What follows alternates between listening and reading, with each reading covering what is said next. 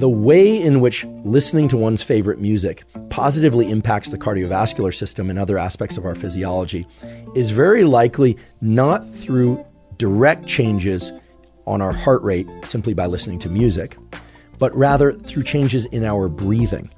And this is true even if people were not singing along with the music, by the way. Now, the relationship between breathing and heart rate is something that I've touched on before, but if you haven't heard me discuss this, I'm just going to briefly tell you the relationship in 2 or 3 sentences, and then I'll explain the mechanism also in about 2 to 3 sentences. So if you have a background in biology, or even if you don't, this will all be very simple and very clear. When you deliberately inhale with a lot of vigor, or you deliberately make your inhale longer than you naturally would. So for instance, if I breathe in very vigorously through my nose, something very specific happens to your heart rate. It increases. Whereas when you deliberately exhale, meaning when you exhale and deliberately make that exhale longer, or you deliberately add vigor to that exhale,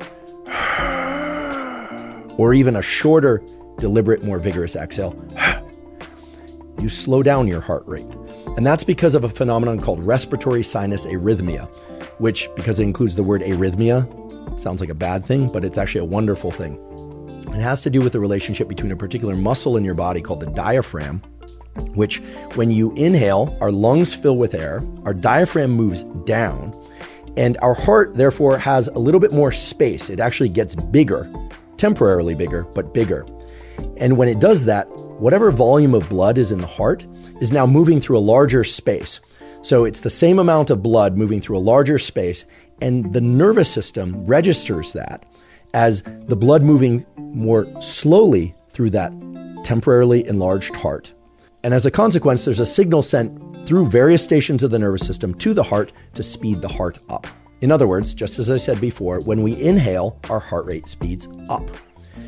Conversely, when we exhale, our lungs empty out some air, our diaphragm moves up, and as a consequence of that, there's less space for the heart. And so our heart temporarily becomes smaller. And when that happens, the volume of blood within that smaller heart moves more quickly. And that's detected by the nervous system, which then triggers a neural signal from the parasympathetic arm of the autonomic nervous system, which is just fancy nerd speak for a neural signal is sent to your heart every time you exhale to slow your heart down. So the well-established effects of listening to your favorite music, increasing your heart rate variability, is not a direct interaction between the sounds coming in through your ears and changes in your heart rate while you're listening to the music. That's actually what I would have thought happened. But this more recent meta-analysis pulls apart the variables in these different studies. It really illustrates that when we are listening to music, we are subconsciously, most of the time subconsciously, changing our patterns of breathing. We are inhaling in anticipation of certain things happening in the music. We're exhaling when we feel a relief of tension. We get excited. We may get sad. We may get happy. We may even just be listening to music that we don't think is impacting our physiology at such a core level, but indeed it is. Music is able to route into our nervous system at levels below our conscious awareness and literally turn the various knobs, if you will, of our cardiovascular system, of our breathing apparatus, the diaphragm, the lungs. It can evoke respiratory sinus arrhythmia, which again sounds like a terrible thing, but is actually the reflection of a healthy nervous system and heart.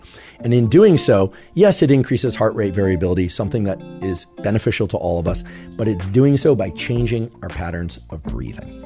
So if you've ever wondered why music can change how you feel so robustly, well, it's doing that at a deep foundational level of your nervous system. Indeed, at the levels of your nervous system that typically are not in your conscious awareness.